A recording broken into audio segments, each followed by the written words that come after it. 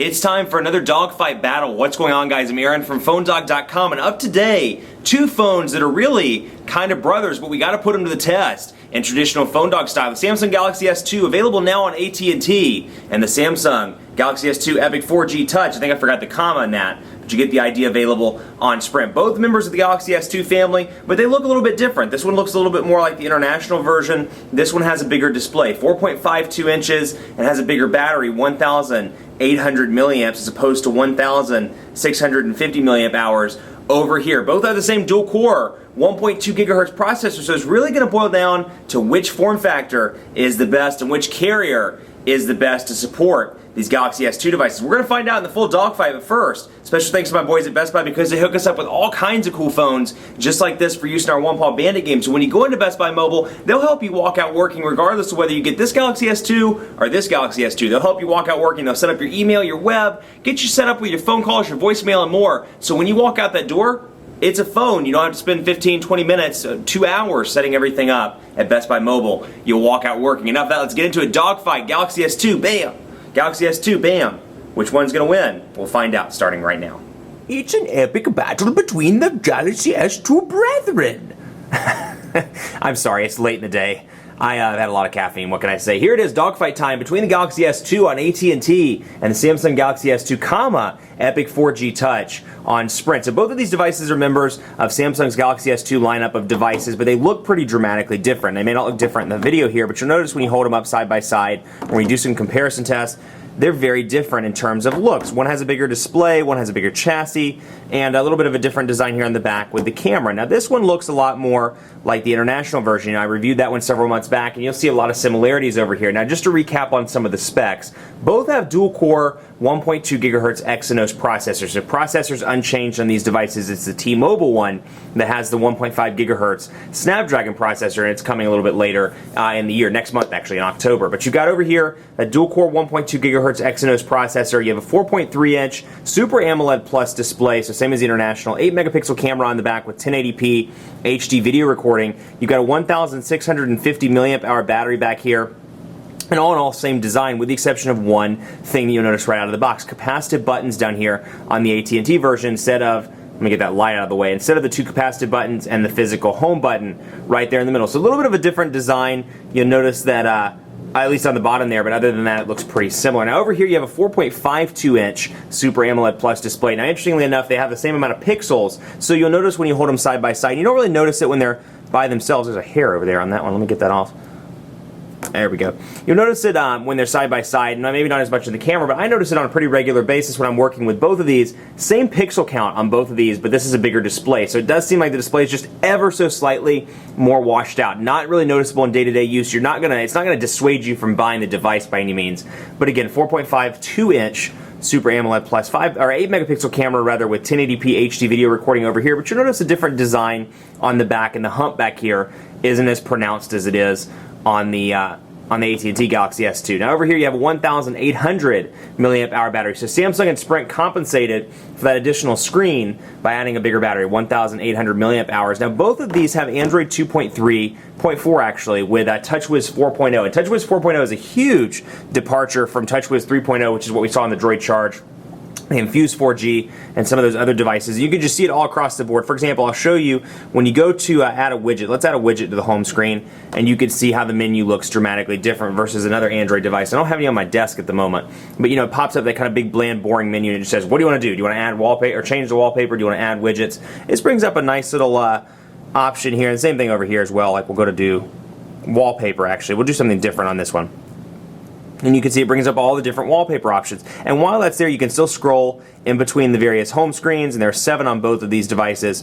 And you know, just the fluidity of both of these devices. I mean, Samsung really, it's funny to watch them go from the back of the pack with the Hummingbird processor. And it's a combination, in fairness, between the Hummingbird processor and TouchWiz 3.0. But to watch them go from kind of back of the pack and speed tests all the way to the front with these blazing fast devices, it's just amazing. I mean, there's no lag whatsoever on these devices. Pinch to zoom's fantastic. It brings it right out. You can see how quickly this operates. Let me get it to stop. There we go. And so you can see, I mean, everything's just incredibly fast. There's no lag whatsoever on either of these devices. And just really, you know, all in all, very impressed with it. You know, I've often been a critic and I have no problem with Android, but I've always been a critic that Android's kind of buggy and kind of wonky in how it works. Even in Android 2.4, you'll see little stutters, and the performance just isn't consistent all the time. I will say with the Galaxy S2 series, though, it's the most consistent of any user interface on top of Android I've ever worked with. Especially TouchWiz 4.0 is just a huge improvement over previous builds. But you'll notice some differences between both of these devices. For example, you'll notice the messaging icons are different between the AT&T and between the Sprint versions. You'll also notice some differences up here in the notifications bar. You'll see Wi-Fi, Bluetooth, GPS, flight mode, and screen rotation over here, whereas you see Wi-Fi, Bluetooth, GPS silent, and 4G over here. And you know, it's kind of hard to tell on the camera, but you can really see, or hopefully you can at least get an idea of the screen difference here. And you know, working with a 4.52, you know, I often say anything above about 4.3 is really too big. But I will say, after consuming media on this device and then going back to the Galaxy S2, because this one launched a couple of weeks after the Epic 4G Touch, I will say it was a little bit of a challenge. You know, I used this one for a couple of months when it was the international one, and or you know, when it was the international one was out. And 4.3 was plenty big enough. Now I got used to the 4.52 and it was hard to go back. So the size is a little bit easier to hold in the hand as a result. And this is obviously very subjective. You know, you may have smaller hands and this may be easier for you. But just for me, you know, with somebody with larger hands, it's easier to hold the Galaxy S2, the Epic 4G Touch, in my hand as opposed to this one. It's a little bit smaller, and it is noticeable this time around because I'm used to working with this one. But let's just talk about some of the apps here. Out of the box, you get your usual AT&T stuff. AllShare, Amazon Kindle. You get Code Scanner and Family Map and Navigator. You get some Google stuff like Google Books. You get featured apps down here, and you can see some of my FlightAware. Aviation's my other hobby, so you'll see a lot of FlightAware and aviation stuff on both of these devices. Live air traffic control. But then out of the box, back to what we get out of the box, Live TV, Media Hub, which is Samsung's place to download, you know, TV and movies and rent stuff. And then you have over here AT&T Messages, which doesn't come pre-installed, but you can download it from the App Store. You have Movies, and then over here you have My AT&T, Quick Light, Social Hub. You have a Task Manager pre-installed on both of these, and then you have YP Mobile and Words with Friends for free. Now AT&T's really listened to their customers, and when you go into settings, you'll notice not only can you go into applications and sideload applications, you can install those unknown applications with ease, but you can also go in here and install the AT&T stuff. You don't want Code Scanner? You can uninstall it. You don't want Family Map, and that's a huge departure from the original AT&T Android devices where everything was locked down, and not only could you not sideload applications, but you also couldn't uninstall the AT&T stuff. Now they do that. Sprint's been doing that for a long time as well, so kudos to both, but especially, you know, Sprint listened to the customers first, AT&T followed suit, so kudos to both for doing that. Over here you have AllShare, you have Keys or Kai's Air, which comes pre-installed on this one as well, and then you notice some Sprint stuff pre-installed in addition to Media Hub. Now what's interesting to me, again, another little thing here, the Media Hub icons are different between these two devices, as you can see. Then over here you have NASCAR Sprint Cup Mobile, you have Sprint ID, Sprint Hotspot, Sprint Mobile, Sprint Music Plus, Radio, TV and Movies, and Sprint Zone. Now some of that can't be uninstalled, like Sprint ID, Sprint Zone, those can't be, but Music Plus, Radio, TV and Movies, things like that can be uninstalled. You get visual voicemail on this as well. So, you know, you get all that included with your Sprint plan, and granted you do play, oh, can't say that. Granted you do pay, there, that's better. An additional premium data fee on Sprint, but still, competitively speaking, they're very competitive in the price department. So, you know, you get that 450-minute everything data plan, $70 plus 10 for data, and you can take advantage of Sprint TV, Sprint Radio, and all that stuff for free. So the amount of stuff that Sprint offers in their package is pretty impressive, and it's not something to forget about. You know, you get NASCAR Sprint Cup Mobile, you get a lot of free goodies as part of your, they're not really free, but you get a lot of goodies, I should say, out of your Sprint Everything data plan. Let's take a look at messaging, because there's one thing that's huge for me, and if you watched any of my reviews on any Samsung device, you'll see some differences here. First of all, the input methods. You'll see that this one comes with Samsung keypad and swipe, as does this one, but the Galaxy S2 on AT&T comes with the Android keyboard pre-installed. Now, Samsung's keypad just needs some work. I mean, the auto correction isn't that great in my opinion. I've worked with it, I have a hard time. The prediction isn't fantastic, and it auto predicts sometimes not the word that you're thinking of. And it's just, it creates pain when you're doing something really long. And I'll show you, I actually don't have it turned on right now, but the quick brown fox. We'll do it over here first. A quick brown fox wanted to buy a bunch of plants for the yard. Quick brown fox wanted to buy a bunch of plants for the yard. Now the one real benefit over here, 4.52-inch display, so it's much larger. If you're somebody that has larger thumbs or you find it hard to type on a touch screen, it's going to be easier in landscape for you.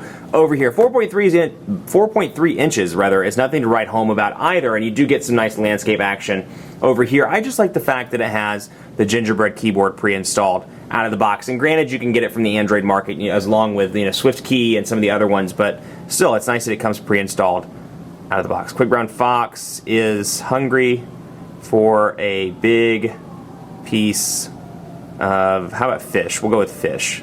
Big piece of fish.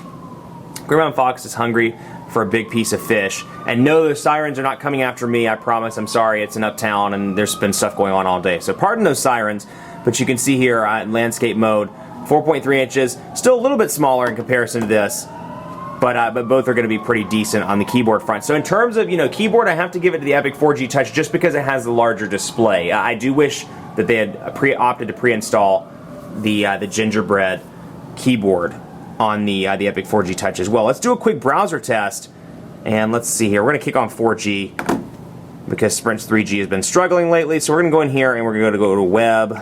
We're going to go to Phone Dog. Go to phonedog.com on both of these. And let's see here. Tourists on Florida scuba dive left behind. That sounds pretty awful. Let's go back here and go to internet. And little things like that, you'll notice that they just categorize the internet differently on both of these devices. So it's kind of funny to watch the little quirks between the two devices and to see how they're different. I always find it pretty interesting. So here we go. You can see here the pinch to zoom, just fantastic on both of these devices. And you can see it retains that similar TouchWiz form factor, similar TouchWiz user interface, where when you go to open up a new window, it shows you a preview of where you left off. So if I come in here and want to take a look at Sydney and her pictures, little thumbnails, and then I'm like, okay, let me see here. Okay, she looks like she's working with HTC Rhyme. I'll click Windows. It leaves me right where I left off. So I know, oh yeah, I was looking at Sydney's phone that she's reviewing. So you've got that there, and then of course landscape transitions are pretty quick, though you don't get that nice transition effect like you do with Motorola's custom user interface. You do have to, it is kind of blocky, and that may be something that turns you off. But you can see here, I do like this feature, and we'll zoom out so I can show you. The ability to put both your thumbs on the screen and zoom in and out just by moving the device. Motion activated, kind of a gyration thing, which I think is pretty cool. Now this one's still loading over here because it can't find a 4G signal, which unfortunately has been the thing with Sprint recently. It's been hard to find 4G signals, and their 3G has been pretty miserable lately. So hopefully that's going to improve in or in coming weeks rather. Now that the iPhone 4S is coming out on the carrier. But let's see. We'll wait for Phone Dog to load up, and you can see while that's loading, you can see the header up there, and you can see how quickly it zooms in or pans in and out rather. And you can see pinch to zoom just equally fast on this. So it's loading up now with Sydney, and let's say I'm doing the same thing. I can come over here, go to Windows. And it shows me right where I left off. Now this is one of those places right here, and things like listening to music and watching videos, this is where you can really take advantage of that 4.52 inch display, because it is a noticeable difference when I'm consuming internet content. Like over here I can see so much more on the screen. I know it doesn't sound like a big difference, but just let me see if I can zoom in to at least give you an idea, or pinch to zoom in here and give you an idea of the difference. I can't really, doesn't show it the way it should on the camera, but after using this 4.52 inch display and seeing all the stuff on the screen as a result of the bigger display, it really does make you want the 4.52 inch display, particularly given the fact that it's really not that much bigger than the actual AT&T version.